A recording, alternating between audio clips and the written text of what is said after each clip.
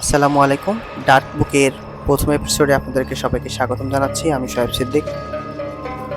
আজকের গল্পটি হেমায়েতপুর, যেটি পাহাড়ের কোলে অবস্থিত একটি গ্রাম, যেখানে সূর্যাস্তের পর সবকিছু নিস্তব্ধ হয়ে যায়। গ্রামের মানুষজন বেশিরভাগ সময় শান্তিপূর্ণভাবে জীবনযাপন করে, তবে একটি ঘটনা এই গ্রামের মানুষের জীবনকে চিরতরে বদলে দেয়। একদিন গ্রামের এক প্রান্তে একটি অজানা অতিথি এসে উপস্থিত হয়। তার নাম ছিল দরিয়া, একজন মধ্যবয়সী মহিলা।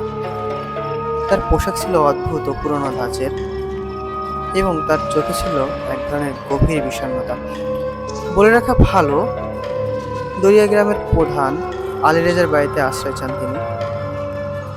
আলী রেজা দরিয়াকে গ্রামের এক পুরনো বাড়িতে থাকতে দেন, যেটি অনেক বছর ধরে খালি পড়েছিল। দরিয়ার আগমনের পর থেকে গ্রামে অদ্ভুত ঘটনা ঘটতে শুরু করে। প্রথমে ছোট ছোট ঘটনা, যেমন রাতে কুকুরের চিৎকার, হাওয়ার সাথে অদ্ভুত গুঞ্জন শোনা যেত।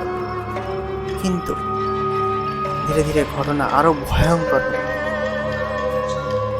এক রাতে গ্রামের যুবক হামিদ দেখল যে দরিয়া তার ঘরের জানলার সামনে দাঁড়িয়ে আছে, এবং তাকে উদ্দেশ্য করে অদ্ভুত ভাষায় কিছু বলছে।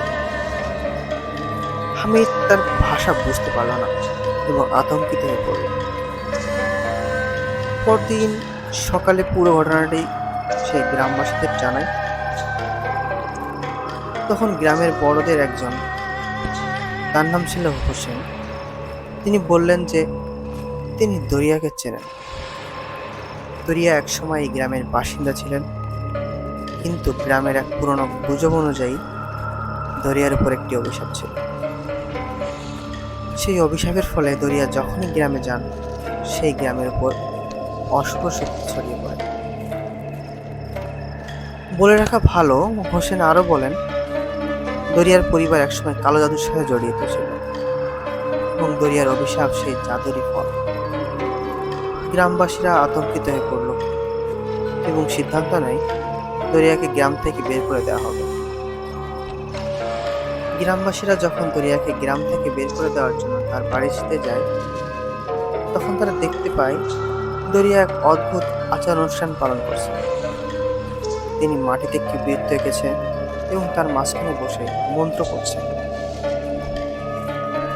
গ্রামবাসীরা আতঙ্কিত হয়ে যায় এবং তাকে থামানোর চেষ্টা করে, কিন্তু হঠাৎ করে দরিয়া তার চোখ খুলে গ্রামবাসীদের দিকে তাকিয়ে এক ভয়ঙ্কর চিৎকার করে ওঠে। সেই চিৎকারে গ্রামবাসীরা সবাই অজ্ঞান হয়ে পড়ে। যখন তারা জ্ঞান ফিরে পায়, তারা দেখতে পায় দরিয়া আর নেই। কিন্তু তারা বুঝতে পারলো তাদের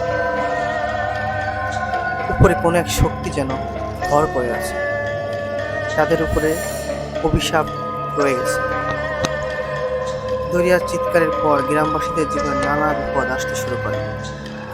গ্রামের ফসল নষ্ট হয়ে যায়, পানি দূষিত হয়ে পড়ে, মাছগুলো মারা যায়, মাছগুলো পানির উপরে ভেসে ওঠে, আর রাতের বেলা গ্রামের অদ্ভুত ছায়ামূর্তি ঘুরে বেড়াতে দেখা যায়। কোথাও কোথাও গলাকাটা ঘোড়ার চলাচল তারা দেখতে পায়। গ্রামবাসীরা একে একে গ্রামে অন্যত্র চলে যেতে বাধ্য হয়।